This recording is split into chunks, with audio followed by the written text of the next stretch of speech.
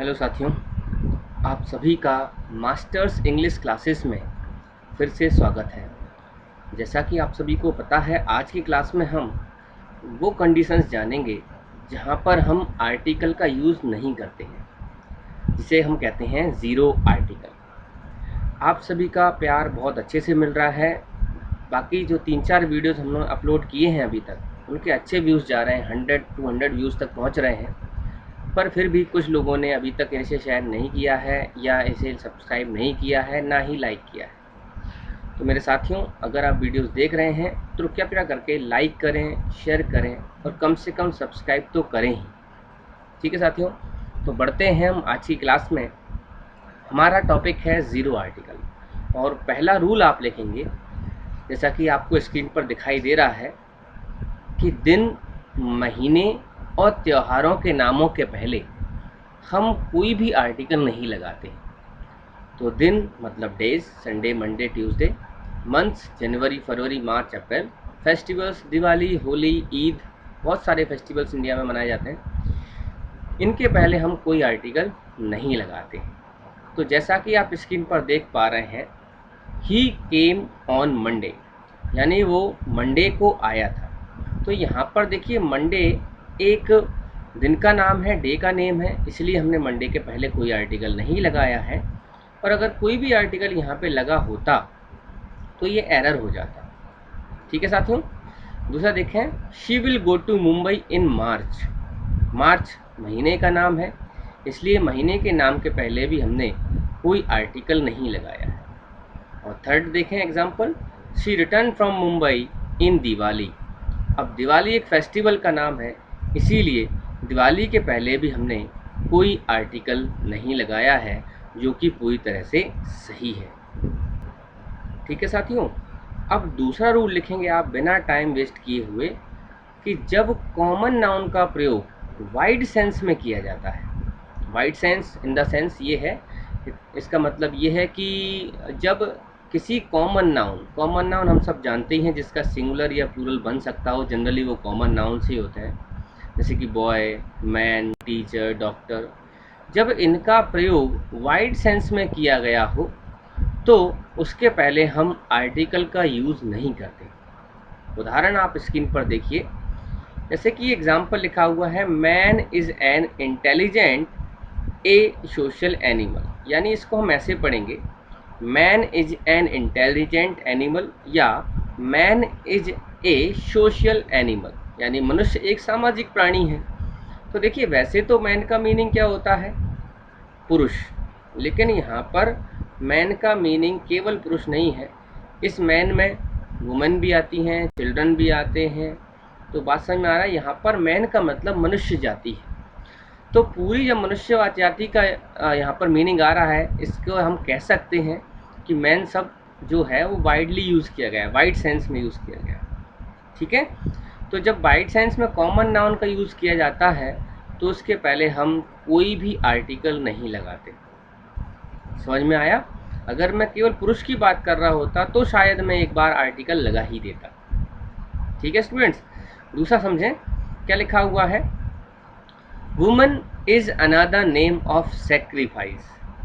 Woman is another name of sacrifice, यानी जो महिला है वो समझौते का दूसरा नाम है। यानी वो इतना सेक्रीफाइस करती है कि वही पर्याय बन चुकी है किसका? सेक्रीफाइस का।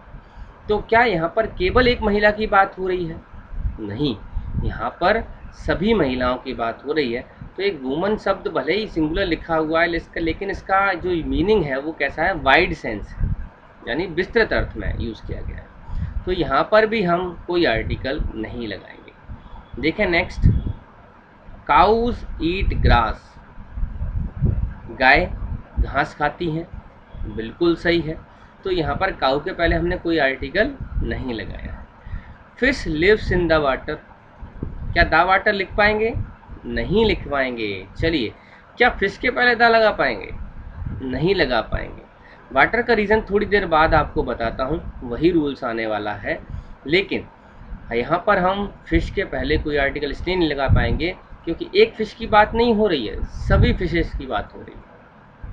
फिशेस का मीनिंग होता है दोस्तों वैरायटी ऑफ फिशेस। फिश का प्लूरल फिश ही होता है, लेकिन अगर कोई फिशेस बोलता है तो उसका मतलब होता है वैरायटी ऑफ फिशेस, यानी तरह तरह की मछलियाँ। ठीक है, तो यहाँ पर किसी एक मछली की बात नहीं हो रही है, एक फ़िश की बात नहीं हो रही है, सभी फ़िश की बात हो रही है। आगे बढ़ते हैं। Life is not a bed of roses, यानी एक कहावत है कि जो हमारी ज़िंदगी होती है, जीवन होता है, ये आसान नहीं होता, ये मुश्किल ही होता है। आपको कभी ऐसा सिचुएशन नहीं आएगी लाइफ में कि आपको सोचें कि यानी यार सब अच्छा ही होता जाए और मैं इसमें प्रॉब्लम्स ख़त्म हो जाएंगी, ये कभी नहीं होने वाला। तो यहाँ पर जो नाउन आया था, इसमें कॉमन नाउन, वो लाइफ आया था। और लाइफ, सभी की लाइफ के बारे में बात चल रही है, किसी एक की लाइफ के बारे में बात हो नहीं रही है। तो वाइड सेंस है, वाइड सेंस है तो हम लाइफ के पहले कोई आर्टिकल नहीं लगाएंगे। कोई आर्टिकल का मतलब है ए भी नहीं लगाएंगे, एन भी नहीं लगाएंगे, दा भी नहीं लगाएंगे। चलिए, बर्ड्स फ्लाई, पक्षी उड़ते हैं, तो कोई डेफिनेट पक्षी की बात तो हो नहीं रही, सभी पक्षियों की बात हो रही है, तो कोई आर्टिकल नहीं आने वाला। उम्मीद है आपको ये रूल समझ में आया होगा। चलिए दूसरे रूल की तरफ चलते हैं। नेक्स्ट रूल जो हमारा है, जो मैं बात कर रहा था अभी, वाटर के पहले आर्टिकल लगाएंगे या नहीं लगाएंगे, तो देखिए वही रूल है ये। द्रव्यवाचक संज्ञा। अब द्रव्यवाचक संज्ञा क्या है, या मटेरियल नाउन, ये होते क्या है, मैंने पिछली वीडियोस में बताया है।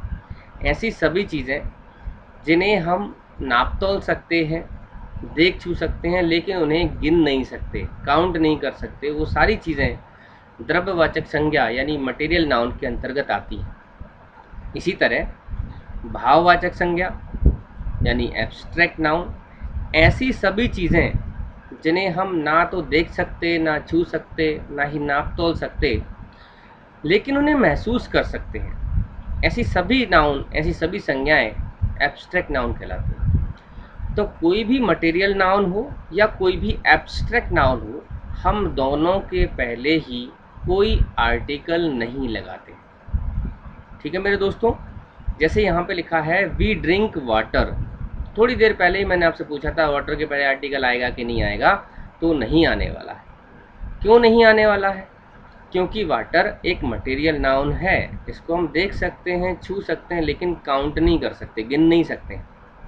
ठीक है, तो यहाँ पर ना हम ए लगा पाएंगे, ना एन लगा पाएंगे, ना दा लगा पाएंगे। नेक्स्ट है one can not live without air, यानी कोई भी हवा के बिना, वायु के बिना जिंदा नहीं रह सकता। तो यहाँ पर जो एयर है, ये आपका फिर से मटेरियल नाउन आ गया है, और मटेरियल नाउन के पहले आर्टिकल लगाया नहीं जाता है। नेक्स्ट है gold is a costly metal, यानी सोना जो होता है वो एक महंगी धातु होता है। तो लेकिन गोल्ड क्या हो गया, मटेरियल नाउन हो गया, इसके पहले कोई भी आर्टिकल नहीं आएगा।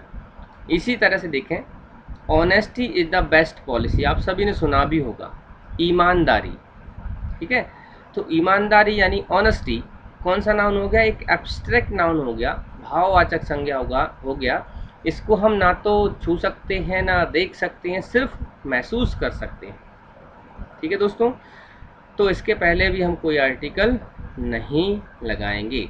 आगे देखें, virtue has its on reward, तो वर्च्यू फिर से हमारा एब्स्ट्रैक्ट नाउन है, और इसके पहले भी हम कोई आर्टिकल नहीं लगाएंगे। ठीक है दोस्तों, ये जो वर्च्यू वाला आपको एग्जांपल दिख नहीं रहा था, मैंने इसको ऊपर कर दिया है, अब इसको नोट कर लें।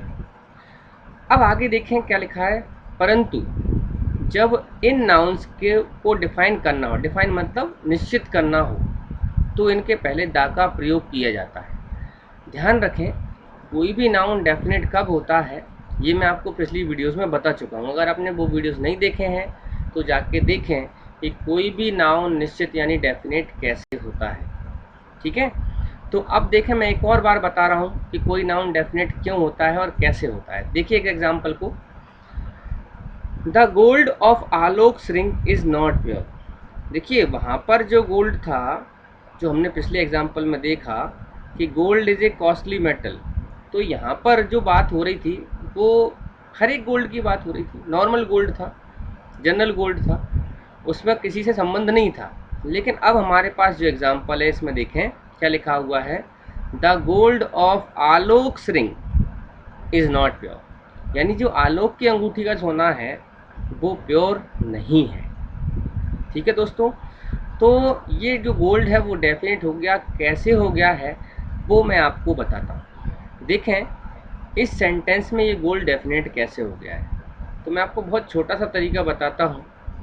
देखिए गोल्ड के बाद क्या लिखा हुआ है, ऑफ। ठीक है साथियों, क्या लिखा हुआ है, ऑफ। यदि किसी नाउन के बाद ऑफ आ रहा हो या हु आ रहा हो, विच आ रहा हो, हुम आ रहा हो, यानी WH वर्ड्स आ रहे हो, तो जो नाउन होता है उसे डेफिनेट मान दिया जाता है। जैसे कि गोल्ड के बाद ऑफ आ रहा था तो गोल्ड क्या हो गया है, डेफिनेट, क्योंकि इस गोल्ड का संबंध हो गया है आलोक से। कौन से गोल्ड की बात कर रहे हैं हम, जो आलोक की अंगूठी में यूज हुआ है, तो हो गया ना डेफिनेट। दूसरे गोल्ड से डिफरेंट हो गया ये, क्योंकि इसका रिलेशन किसके साथ बन गया है, आलोक के साथ। तो जब भी किसी नाउन का रिलेशन किसी कंडीशन से, किसी वस्तु से या किसी व्यक्ति से हो रहा हो तो वो वस्तु बन जाती है डेफिनेट, वो नाउन बन जाता है डेफिनेट, और डेफिनेट के पहले हम लगाते हैं द। दूसरा एग्जाम्पल और देखेंगे इसको समझने के लिए।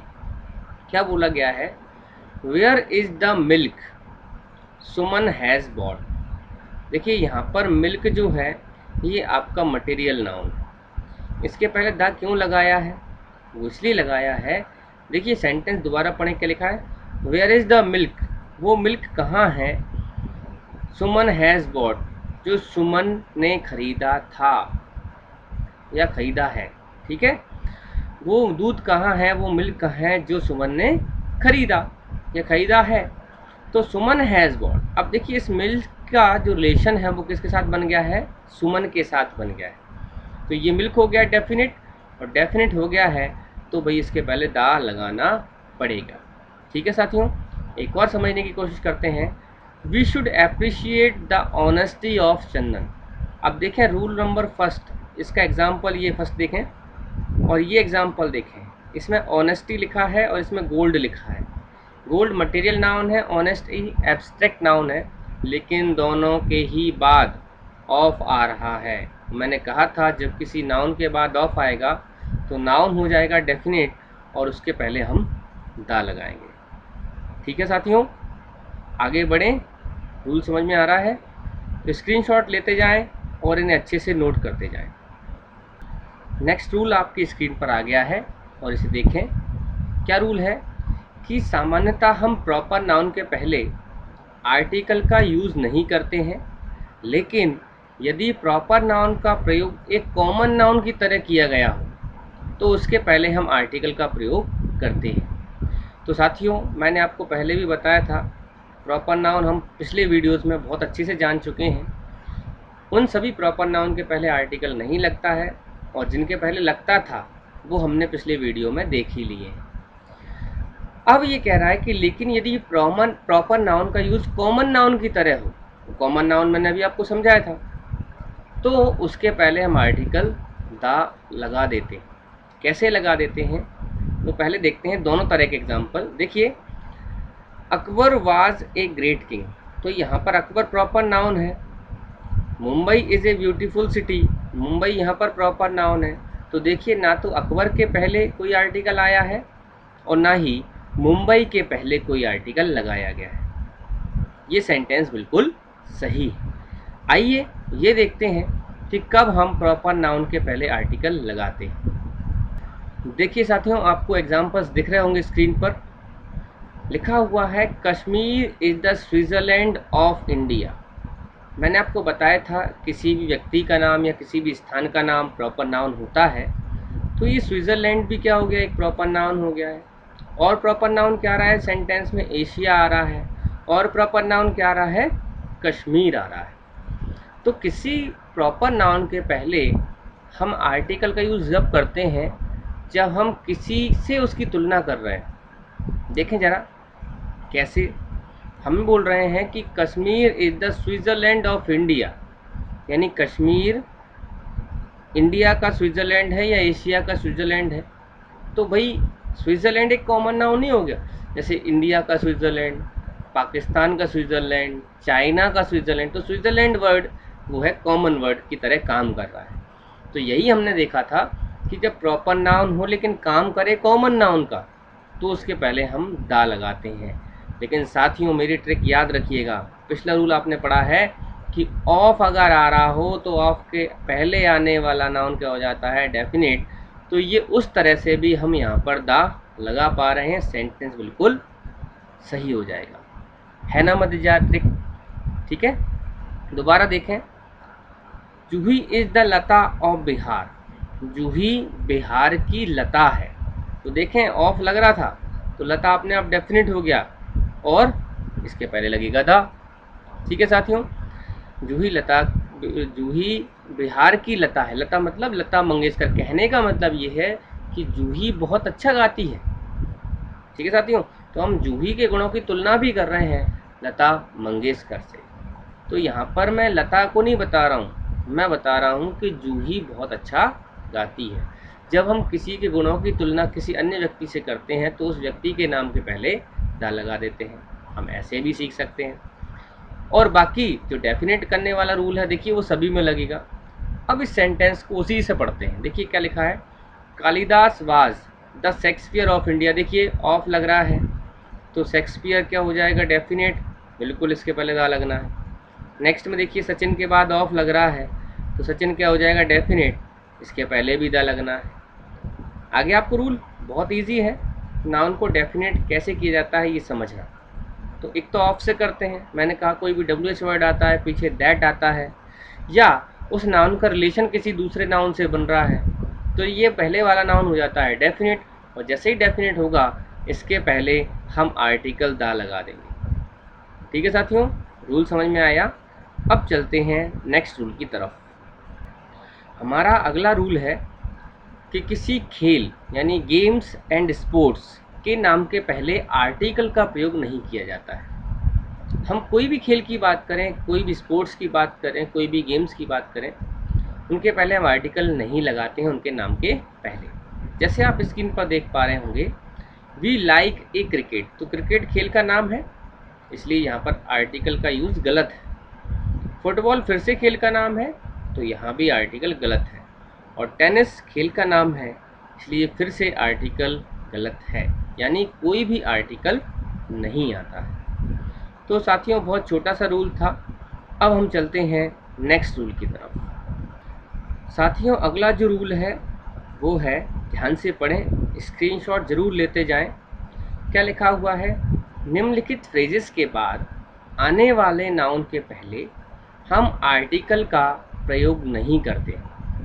कौन कौन सी फ्रेजेस हैं तो इसमें आप देखें, पहली लिखी हुई है टाइटल ऑफ, दूसरी लिखी हुई है पोस्ट ऑफ, तीसरी लिखी हुई है रैंक ऑफ, और एक और आप लिख लें जॉब ऑफ, ये फर्स्ट सेंटेंस में दी गई है जॉब ऑफ।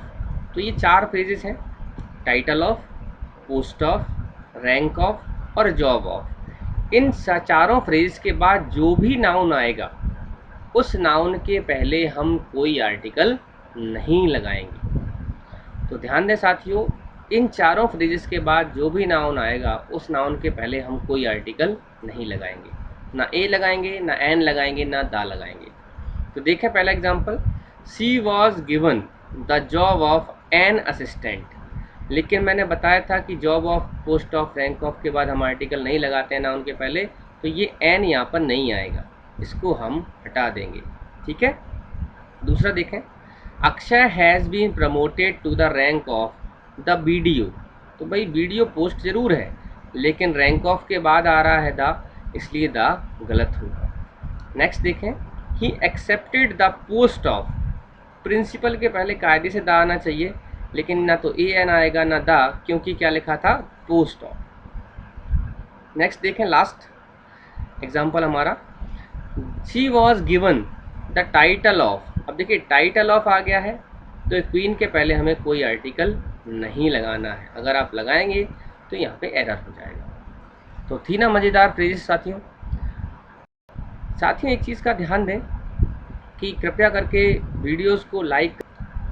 साथियों अगर ये वीडियोस आपको यूज़फुल लग रहे हों और आपकी पढ़ाई में मदद कर रहे हों तो वीडियोस को लाइक करें, ज़्यादा से ज़्यादा अपने दोस्तों तक पहुँचाएँ, क्योंकि ये वीडियोस कहीं भी इतने डिटेल से और ऐसे सीक्वेंस से आपको मुश्किल है किसी यूट्यूब चैनल पर मिले। और जब हम ऑनलाइन क्लासेस में मिलेंगे तो आई गारंटी यू मैं इससे कहीं और बेहतर आपको एक्सप्लेन करूँगा। और हमारे पास मटेरियल बहुत है, लेकिन चूँकि कुछ संसाधनों की कमी है, उनके चलते हम सारी चीज़ें ऑनलाइन नहीं ला पा रहे हैं। पर मैं कोशिश पूरी कर रहा हूँ कि मैं आपको सारी की सारी चीज़ें ऑनलाइन दूँ, लेकिन कुछ सीमाएं होती हैं जिनके तहत हम लोग नहीं दे पाते हैं। टेक्निकल इश्यूज़ आ जाते हैं, जैसे कि अभी नेटवर्क का इशू आ रहा था, पर हम लोगों ने उसको सॉल्व किया। ठीक है साथियों, तो आगे के वीडियोस में हम आर्टिकल्स के एक और पार्ट को करेंगे जिसमें हम 0 आर्टिकल ही पढ़ेंगे। उसके बाद आपका आर्टिकल चैप्टर समाप्त हो जाएगा और फिर हम करेंगे इसकी टेस्ट सीरीज। तो बने रहें मेरे साथ और ज़्यादा से ज़्यादा लाइक करें, शेयर करें, सब्सक्राइब करें। आज के लिए इतना ही। धन्यवाद।